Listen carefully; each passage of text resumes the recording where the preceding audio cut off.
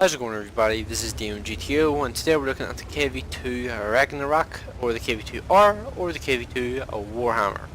And pretty much this tank is just a KV-2 in every shape or in every way. This thing is just a KV-2, but with the Warhammer skin. Like all the stats and stuff for this tank are exactly the same as a normal KV-2. It's just the only difference is it has a Warhammer skin, which in my opinion is pretty cool looking, but look at that there after I'm outside of a bush because, well, at the moment I'm inside of a bush, which means you can't see shit. So yeah, let's just give that a little bit of time. Now, the first thing I'm just going to address when it comes to this vehicle, because it is a premium, is this tank was actually gifted to me by a subscriber. It was gifted to me by Homicidal P in World of Tanks. I'm not going to attempt to pronounce. Well, I'll give it a go. Your YouTube name was Baz Shap, I think it is. I hope I'm not butchering that. But Baz Shap or Homicidal P, I'm probably gonna call you that if I reference your name any further in this video. It's just a lot of users say. He gifted me this tank along with the ELC Even 90, so thanks very much for that there. I am working on a review of the ELC. It's just that, well, I'm not a particularly skilled light tank driver, and it is helping me learn how to be a light tank driver, but well, let's just say it's kind of difficult to learn the playstyle of that particular vehicle because of certain aspects of it, but I'll get into those in the review for that tank. So, just summarising things that have happened just while I was just talking there. One of our tier 6s just drowned themselves in a puddle over to the east, and well, I fired one shot so far against the T-21. It did 390 damage and tracked him in place to be killed by my allies. So, one of the light tanks on the enemy team removed from the battle, which is pretty handy to see.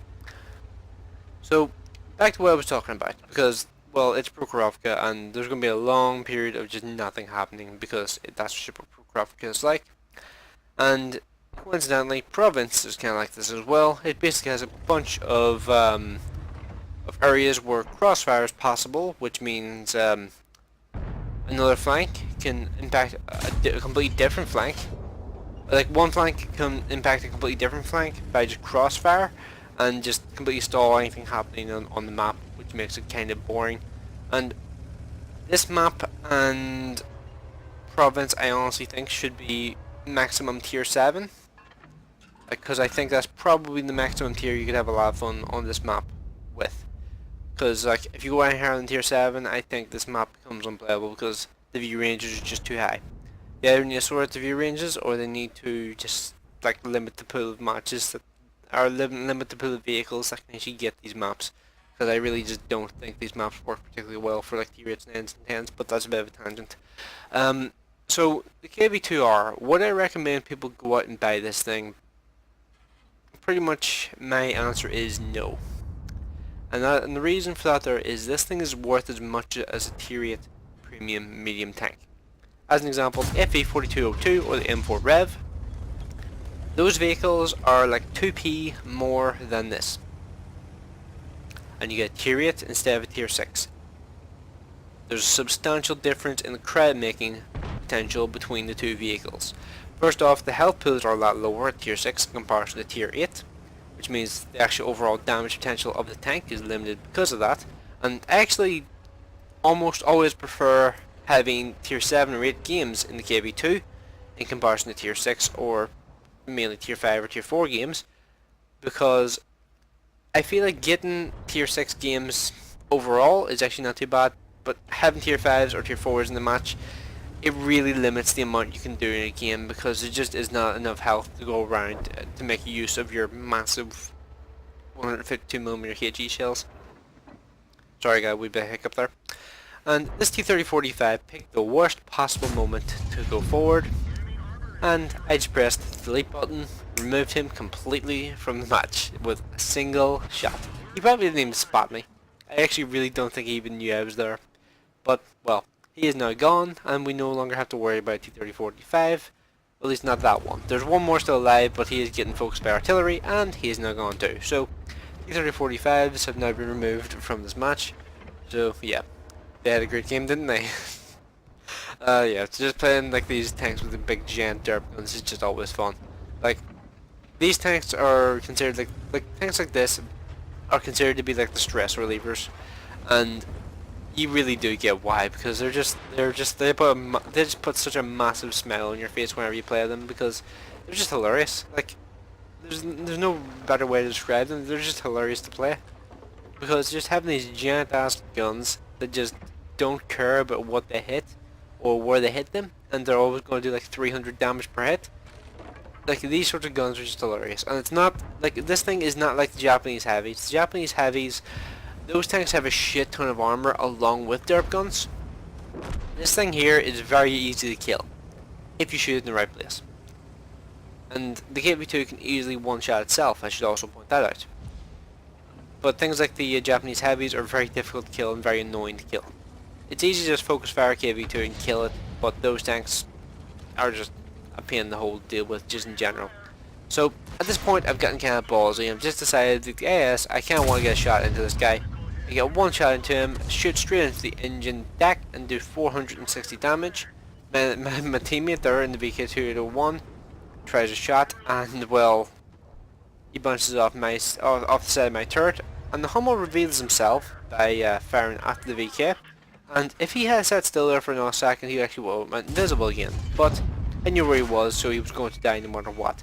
And here, it looks like I'm pretty much screwed, because the IS is, well, he's a tier 7 heavy tank, and he has a significantly faster reload than me. However, RNG plays his part because he's stunned, and, well, he's never going to reload faster than me whenever whenever he's stunned. So yeah, that was like the ultimate RNG thing there. Like, I just like happened to angle the side armor perfectly just as he fired his gun. And here you're seeing that the IKV has decided to fire a couple shots at me.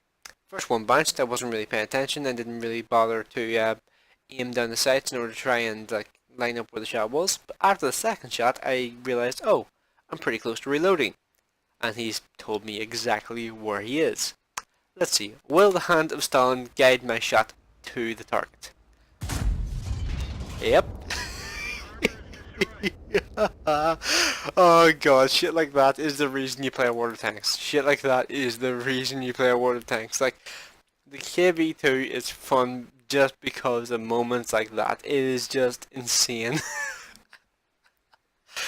The hand of Stalin reached up from the depths of hell to guide that shot to an invisible, I don't think it had been spotted the entire game, KV-65. Like,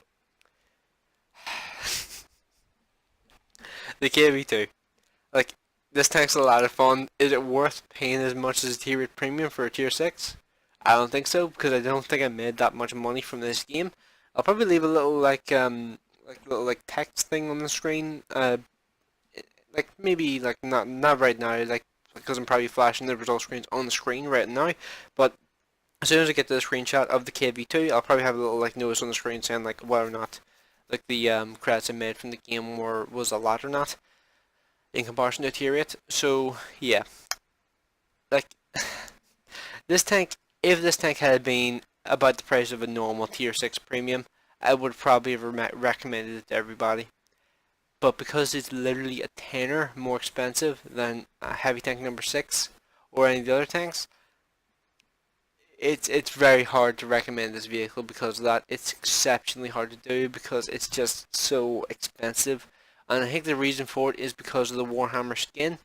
And because they have made the skin removable through the customization options, that basically means that they're just able to like just only sell like the one version of the tank, and people can choose whether or not to use the Warhammer skin, yes or no. And I suspect this is going to be how they do their skins from this point forward. Instead of having two versions of the same tank, they're probably just going to have the one version which you can turn the skin on or off. So let me know what you guys think in the comment section below. Hope you enjoyed the video, and thanks for watching. I will see you in the next one.